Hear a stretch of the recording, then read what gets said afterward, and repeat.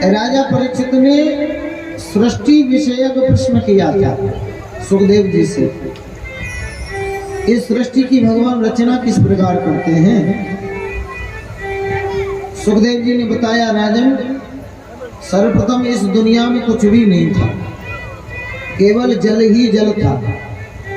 जल को कहते हैं नार, संस्कृत में नार अथवा नीर। अच्छा, नार पर जो अयन करता है उसका नाम हो गया नारायण। बोले नारायण भगवान की जय।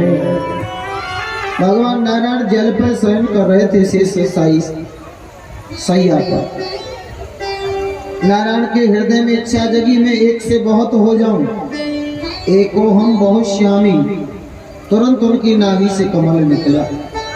कमल से ब्रह्मा जी का प्रादुर्भाव हुआ। ब्रह्मा जी ने चारों तरफ देखा, कुछ नहीं दिख रहा है। आखिर मुझे बनाने वाला है कौन? दिल में ख्याल आया, हम कमल से पैदा हुए हैं तो ये खोज करो कमल कहां से पैदा हुआ है। ब्रह्मा जी कमल नाल की तंतु में घुस गए, जाते चले गए, जाते चले गए, जाते चले गए, कोई और छोर न मिला। ब्रह्मा जी थक गए तो हार के बैठ गए। तब ब्रह्मा जी को दो शब्द सुनाई पड़े, स्पर्श वर्ण। तब स्पर्श ये सुयत षोडश एक विंशम निचनानाम नपयत धनयम विदुः। जब आप वर्णमाला को गिनोगे क ख ग घ इस प्रकार से, तो 16वें नंबर पे आएगा त, 21वें नंबर पे आएगा प। दोनों को मिला के देखो तो अर्थ निकलेगा तप। अर्थात ब्रह्मा जी आप तप करिए। ब्रह्मा जी ने 100 दिव्य वर्ष तक तप किया, तब उन्हें ध्यान में भगवान का दर्शन हुआ। बोले नारायण भगवान की जय।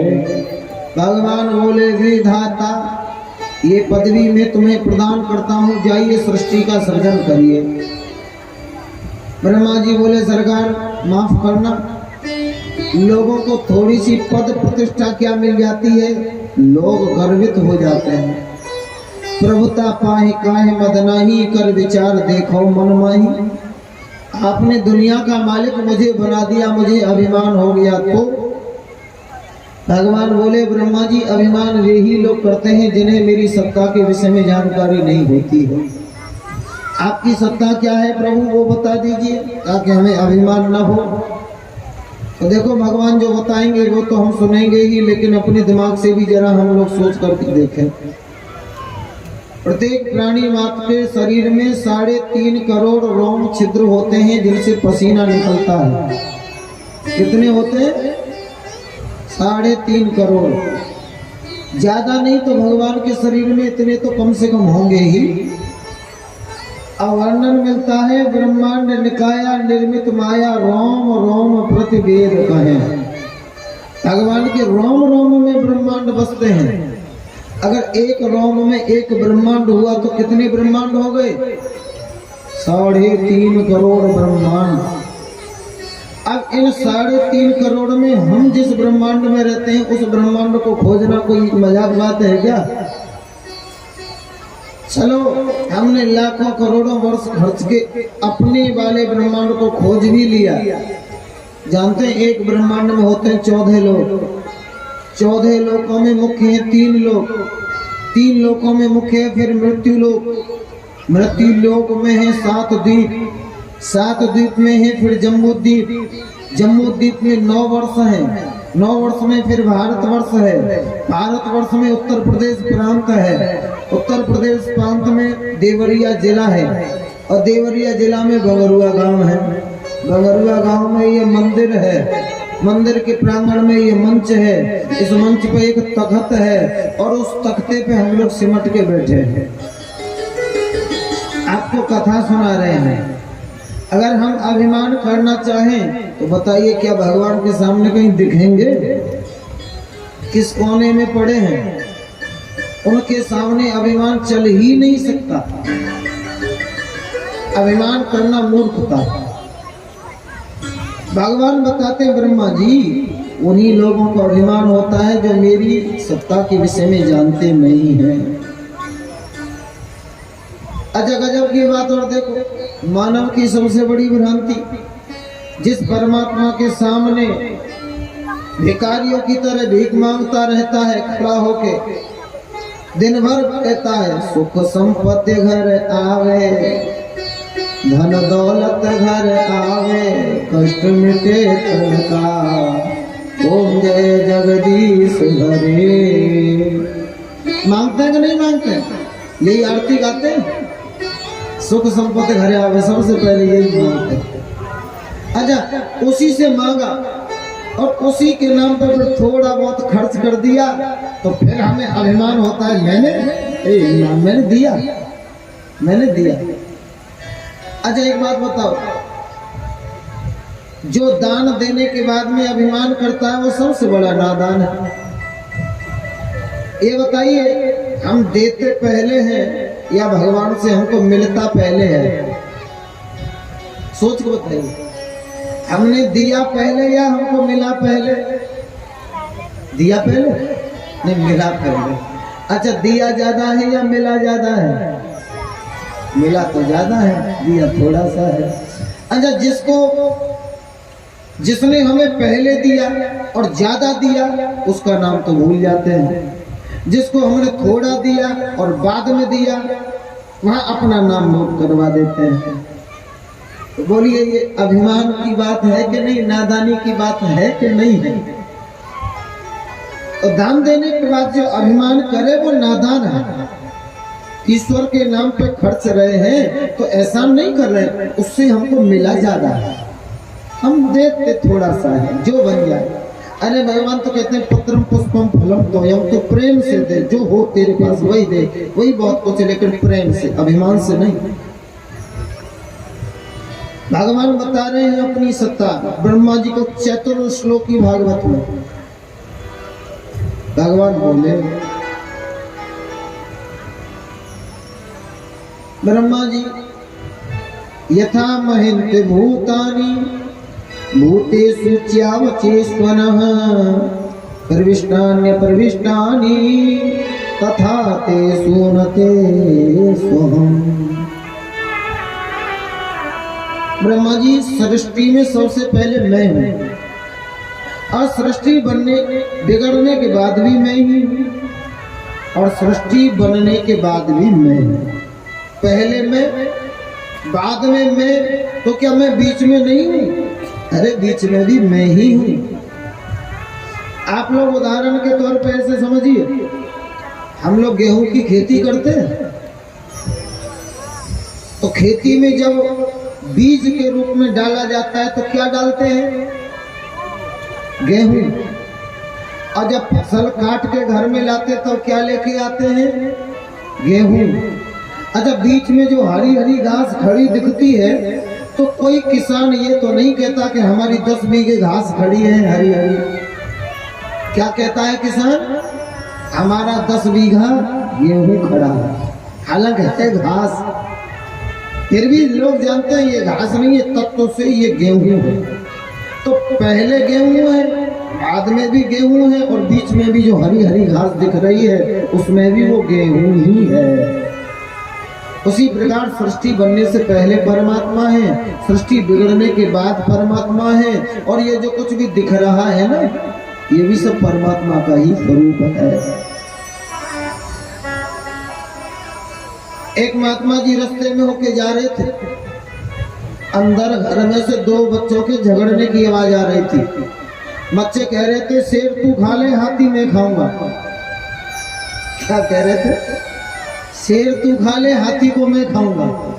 अब बोलो, महात्मा जी चौंक ना तो थाई, भैया कैसे बच्चे शेर और हाथी को खाने की बात करने, चल के देखना चाहिए। अच्छा, महात्मा जी ने जाके देखा तो क्या मिला पता है? दीपावली के समय पे खाड़ के बने हुए खिलौने थे, उन्हें खाने की बात कर रहे थे, खाड़ के बने हुए खिलौने। अब बताओ, शेर को खाओगे तब भी शक्कर खाना है और हाथी को खाओ तब भी शक्कर खाना है। सूंड तोड़ के खा लो तब भी मुंह मीठा होगा, पूछ तोड़ के खा लो तब भी मुंह मीठा होगा। उसी प्रकार संत लोग कहते हैं, उमा जे राम चरण रत विगत काम मद क्रोध, निज प्रभु मैं देखहि जगत कई सन करहि विरोध। जो वास्तव में सच्चे भक्त होते हैं ना, उनकी दृष्टि तो सब में भगवान का दर्शन करती है, ये सबसे प्रेम से मिलते हैं। तुलसी या संसार में सबसे मिली है धाय, ना जाने किस रूप में तो नारायण मिल जाए। भगवान कहते रहते अर्थम यत् प्रतीयेत न प्रतीयेत चात्मनि तद विद्यादात्मनो माया यथा भासो यथा तमः। मेरी माया ऐसी है, उसके प्रभाव से जो होता है वो दिखता नहीं है, और जो दिखता है वो होता नहीं है। उदाहरण के तौर पे हम कहते हैं किवाड़ लगा दो, किवाड़ खोल दो। ये बताइए किवाड़ में सिवाय लकड़ी के है क्या? अच्छा, लकड़ी और किवाड़ ये दो है कि एक है? जरा बोल के बताइए, लकड़ी और किवाड़ दो है कि एक है? एक ही है। आप लकड़ी को अलग करिए, किवाड़ को अलग करिए, क्या हो सकता है?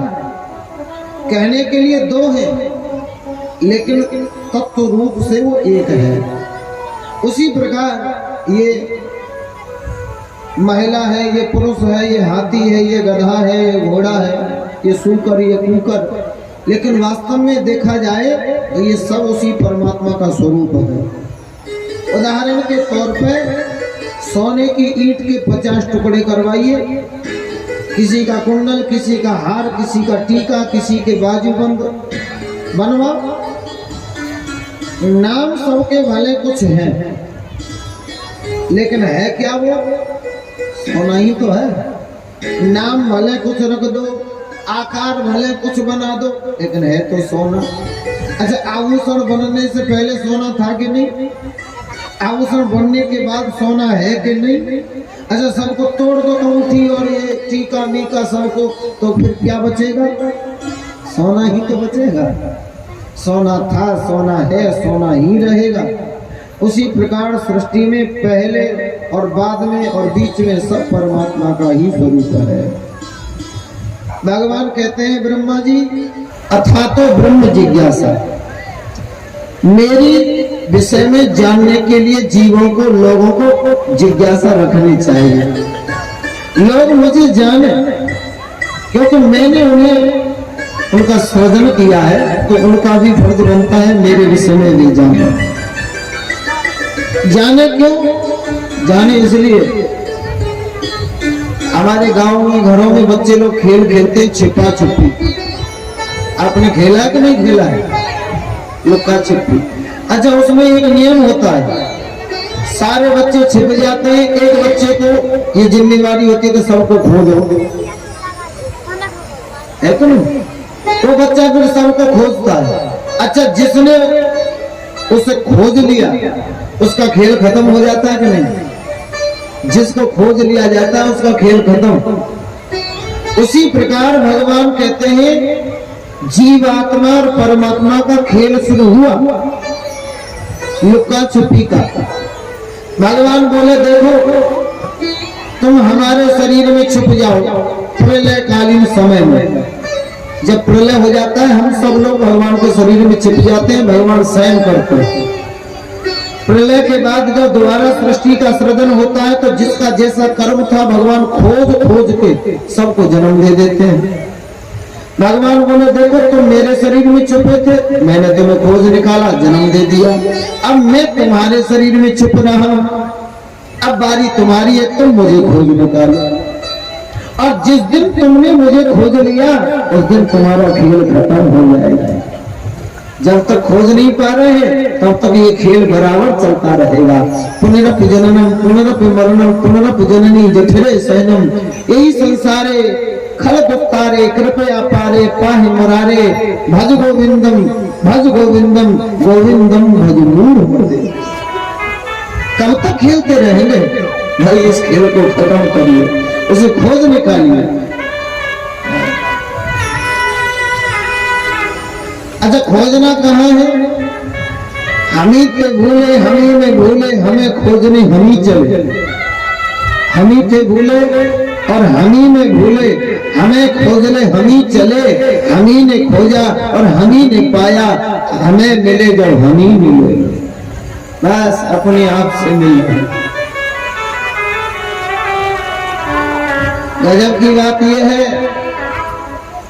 दूसरों से बात करने में दुनिया मस्त है। क्या? दूसरों से बात करने में दुनिया मस्त है।